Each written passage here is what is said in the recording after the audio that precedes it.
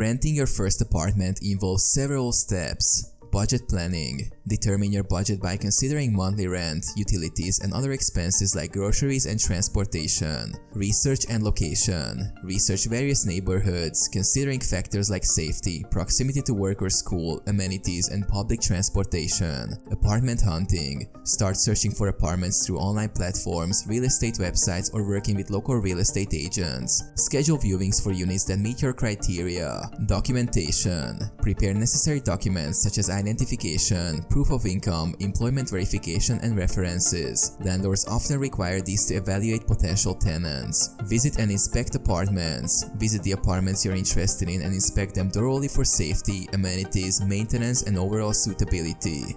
Application process. Complete the rental application for your preferred apartment. Be prepared to pay an application fee and potentially a security deposit. Lease agreement. Review the lease agreement carefully. Ensure you understand terms regarding rent, utilities, maintenance, and any clauses related to termination or renewals.